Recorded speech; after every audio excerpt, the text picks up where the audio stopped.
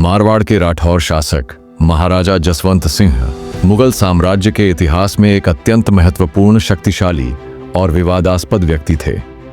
वह केवल एक सामंत ही नहीं बल्कि एक ऐसी राजनीतिक शक्ति थे जिसने शाहजहां और औरंगजेब जैसे शक्तिशाली सम्राटों के शासनकाल की दिशा को प्रभावित किया। 6000 जात और 5000 सवार की उच्च मनसबदारी प्राप्त यह राजपूत शासक अपनी असीम सैन्य क्षमता और इक्वली अस्थिर राजनीतिक निष्ठा के लिए जाना जाता था। उनका जीवन चक्रव्यूह था, वफादारी और विश्वासघात के बीच झूलता हुआ, जिसके केंद्र में हमेशा मारवाड़ का हित और व्यक्तिगत प्रतिष्ठा की रक्षा की लालसा थी।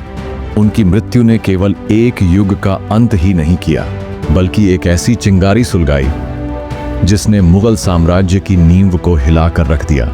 शाहजहां का शासनकाल अपने चरमोत्कर्ष पर था, किंतु 1657 में उनकी गंभीर बीमारी ने साम्राज्य के भविष्य के प्रश्न चिन्ह खड़े कर दिए।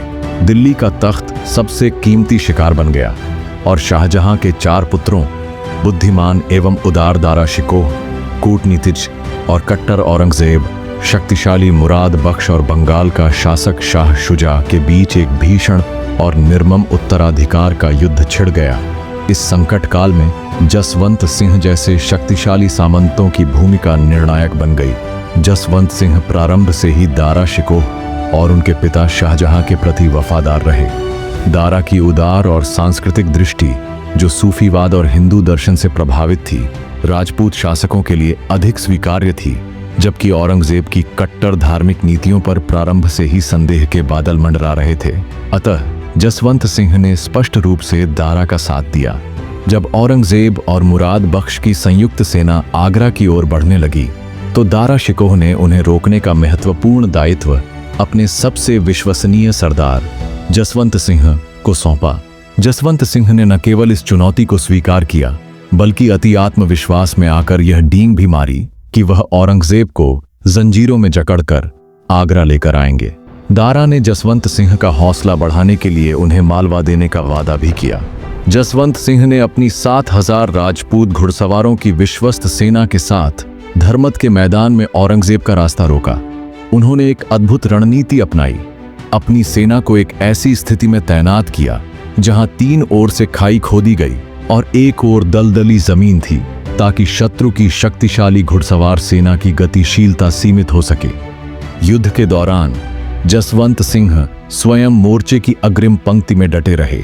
एक तोप का गोला उनके पास गिरा जिससे वह घायल हो गए, किंतु उन्होंने हिम्मत नहीं हारी और 4 घंटों तक लगातार अपने सैनिकों का मनोबल बढ़ाते रहे।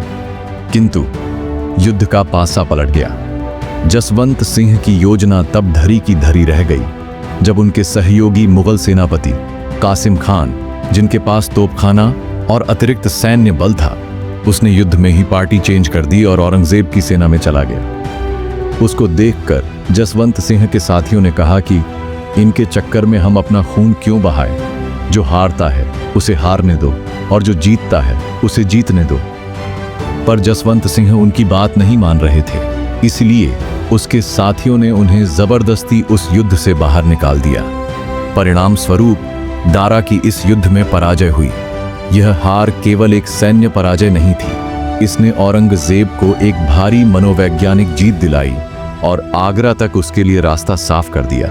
युद्ध में हार के बाद जब जसवंत सिंह जोधपुर लौटे तो उनका स्वागत एक विजेता की तरह नहीं बल्कि एक पराजित योद्धा की तरह हुआ। कहा जाता है कि उनकी मुख्य रानी हाड़ी रानी ने उनके लिए किले के दरवाजे बंद करवा दिए।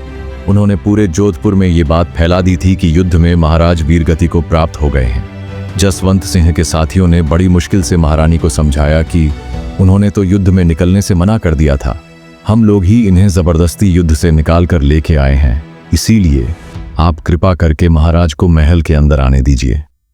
यह सामाजिक और व्यक्तिगत अपमान जसवंत सिंह के लिए एक भीषण आघात था। एक राजपूत के लिए प्रतिष्ठा जीवन से भी बढ़कर होती है। जसवंत सिंह के महल के अंदर आने के बाद भी महारानी का रुख वैसा ही था। जब दासी ने जसवंत सिंह को सोने के बर्तन में खाना दिया तो महारानी ने कहा कि इन्हें तो पत्तों पर खाना देना चाहिए, इन्हें तुम इन पात्रों में क्यों खाना दे रही हो? तब जसवंत सिंह ने कहा कि मेरी गलती थी, जो में वो युद्ध छोड़ के आ गया। गलती हो गई है, आप कृपा करके मुझे माफ कर दें। धर्मत की हार के बाद जसवंत सिंह की सेना बिखर गई थी और वह स्वयं मानसिक रूप से आहत थे। परिणाम स्वरूप मई 1618 में आगरा के निकट हुए निर्णायक सामूगढ़ के युद्ध में आने को राजी हुए थे, पर उन्होंने एग्जैक्ट टाइम पर मना कर दिया। दारा शिकोह की विशाल सेना थी, किंतु जसवंत सिंह जैसे अनुभवी सेनापति के बिना और औरंगजेब की कुशल रणनीति के आगे वह टिक नहीं सकी। इस युद्ध में दारा की करारी हार हुई, जिसने औरंगजेब के सिंहासनारोहण का मार्ग प्रशस्त कर दिया। जसवंत सिंह की अनुपस्थिति ने इस हार को अवश्यंभावी बना दिया। सत्ता पर कब्जा जमाने के बाद औरंगजेब के सामने एक दुविधा थी। एक ओर वह जसवंत सिंह की विश्वसनीयता पर संदेह करता था, क्योंकि उन्होंने खुलकर उसके विरोधी दारा का साथ दिया था। दूसरी ओर वह उनकी सैन्य प्रतिभा और मारवाड़ की शक्तिशाली सेना से इनकार नहीं कर सकता था। औरंगजेब की नीति स्पष्ट थी, जसवंत सिंह को उनके गृह क्षेत्र मारवाड़ से दूर रखना और उन्हें लगातार सैन्य अभियानों में उलझाए रखना, ताकि वे कभी भी मुगल विरोधी गठबंधन का नेतृत्व न कर सके। 1649 में औरंगजेब की स्थिति अभी भी सुरक्षित नहीं थी। उसके भाई शाह शुजा ने बंगाल से अपना दावा पेश किया। औरंगजेब ने शाह शुजा को दबाने के लिए एक सेना भेजी, जिसमें जसवंत सिंह भी शामिल थे, किंतु जसवंत सिंह का मन औरंगजेब के प्रति नहीं था। ऐसा कहा जाता है कि उन्होंने शाह शुजा को एक गुप्त संदेश भेजा, हम औरंगजेब की सेना के साथ साथ आगे बढ़ेंगे और बीच में ही उस पर हमला करके उनके सारे हथियार और खजाना लेके जोधपुर चले जाएंगे। शुजा ने उसके इस रणनीति पर हामी भरी, इसीलिए जसवंत सिंह ने औरंगजेब की सेना में रहकर ही औरंगजेब पर हमला कर दिया और उसके सारे हथियार और खजाना लेके भाग गए। कहा जाता है कि जसवंत सिंह जब वो हथियार लेके जोधपुर जा रहे थे, तब वह रास्ता आगरा के निकट से ही निकलता था। उस समय औरंगजेब आगरा में नहीं था, उसने वहां पर अपने मामा शाइस्ता खान को बिठा रखा था। वो जसवंत सिंह की सेना को देखकर डर गया और वो जहर खाने वाला था, पर उनकी बीवियों ने उसे रोक दिया और कहा कि अभी वो आए नहीं हैं, आए तो तुम जहर खा लेना। पर जसवंत सिंह आगरा के किले की ओर नहीं आए, वह डायरेक्ट जोधपुर की ओर चले गए। पर तब तक भी शुजा ने औरंगजेब की सेना पर अटैक नहीं किया था और तब तक सेना ने दूसरे हथियारों का इंतजाम कर दिया था। और उस युद्ध में शुजा भारी तरह हार गया और उसे बंदी बना दिया गया और दिल्ली ले जाया गया और उसे भारी तरह प्रताड़ित करके दिल्ली के कारागार में ही उसे मार दिया गया। इसके तुरंत बाद जसवंत सिंह ने दारा शिकोह से जाकर हाथ मिलाया, जो अभी भी सिंध और गुजरात में सत्ता के लिए संघर्ष कर रहे थे। देवराई के युद्ध में दारा ने जसवंत सिंह के समर्थन पर भरोसा करते हुए औरंगजेब की सेना पर आक्रमण कर दिया, किंतु निर्णायक क्षण में जसवंत सिंह अपनी सेना सहित युद्ध क्षेत्र से पीछे हट गए। इस अप्रत्याशित पलटे ने दारा शिकोह की सेना को हतप्रभ कर दिया और उनकी हार निश्चित हो गई। इसी हार के बाद दारा शिकोह को पकड़ लिया गया और उनकी हत्या कर दी गई। उसके कुछ समय बाद शिवाजी का नाम औरंगजेब के कानों में सुनाई दिया था, इसलिए उसने शिवाजी पर आक्रमण करने के लिए जसवंत सिंह को भेजने का सोचा। पर अब औरंगजेब को उनके ऊपर बिल्कुल भी भरोसा नहीं था, इसलिए उसने अपने मामा शाइस्ता खान को जसवंत सिंह के साथ भेजा। इसके बाद जसवंत सिंह और शाइस्ता खान ने मिलकर पुणे पर अपना अधिकार कर लिया। पर जसवंत सिंह ने तुरंत शिवाजी को एक पत्र लिख के भेजा कि आपको पुणे का किला चाहिए क्या? तो शिवाजी ने उसके लिए हाँ बोल दिया। तब जसवंत सिंह ने एक योजना बनाई और शिवाजी को बोला कि मेरे पास मुगल सेना के कपड़े हैं जो मैं आपको दे देता हूँ, वो पहन के आप महल के अंदर प्रवेश कर देना और किले पर अपना अधिकार कर लेना।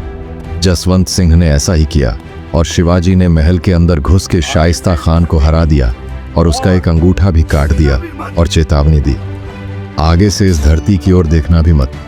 इस घटना से औरंगजेब गुस्से में आ गया और उसने अपने मामा को हमेशा के लिए बंगाल की ओर भेज दिया। उसके बाद शाइस्ता खान का कोई अता पता ही नहीं रहा। 1667 में जसवंत सिंह को एक ऐसा आघात लगा जिसने उन्हें व्यक्तिगत और राजनीतिक रूप से तोड़कर रख दिया। उनके सबसे बड़े पुत्र और मारवाड़ के उत्तराधिकारी पृथ्वीराज सिंह की दिल्ली में अचानक और रहस्यमय परिस्थितियों में मृत्यु हो गई। प्रचलित कथा के अनुसार औरंगजेब ने उन्हें जहर में बुझा हुआ एक कीमती पोशाक भेंट की। उस पोशाक को पहनते ही पृथ्वीराज को भयानक पीड़ा हुई और उनकी मृत्यु हो गई। यह घटना केवल एक पिता के लिए ही दुखद नहीं थी, बल्कि इसने मारवाड़ के उत्तराधिकार के भविष्य पर भी प्रश्न चिन्ह लगा दिया, क्योंकि जसवंत सिंह का कोई अन्य जीवित पुत्र नहीं था। इस घटना ने जसवंत सिंह और औरंगजेब के बीच की खाई को परमानेंटली गहरी और अमिट बना दिया। 1678 में औरंगजेब ने जसवंत सिंह को काबुल में पठान विद्रोहियों के दमन के लिए भेजा। औरंगजेब ने जसवंत सिंह को काबुल भेजने के बाद जोधपुर में एक ऑर्डर जारी किया कि जोधपुर के सारे मंदिर तोड़ दिए जाएं। ये खबर जब जसवंत सिंह को मिली तो उनको कुछ समझ में नहीं आ रहा था कि अब वे क्या करें, क्योंकि अगर वो अपनी सेना लेके जोधपुर के लिए रवाना भी होते हैं तो टाइम से वह नहीं पहुंच सकते। इसलिए उन्होंने काबुल में ये ऑर्डर जारी किया कि वे यहाँ की सारी मस्जिदें तोड़वा देंगे। जब ये बात औरंगजेब को पता चली तो उसने तुरंत अपना फैसला जारी करते हुए कहा कि मैंने अपना फैसला वापस ले लिया है, तुम भी अपना फैसला वापस ले लो। उसके बाद औरंगजेब ने जसवंत सिंह को इधर आने का मौका ही नहीं दिया और जमरूद के किले में जसवंत सिंह का निधन हो गया। आज का हमारा वीडियो यहीं पर समाप्त होता है। आपको अगर इतिहास के बारे में जानने की जिज्ञासा है तो आप हमारे इस चैनल को सब्सक्राइब कर सकते हैं। धन्यवाद। जय भवानी।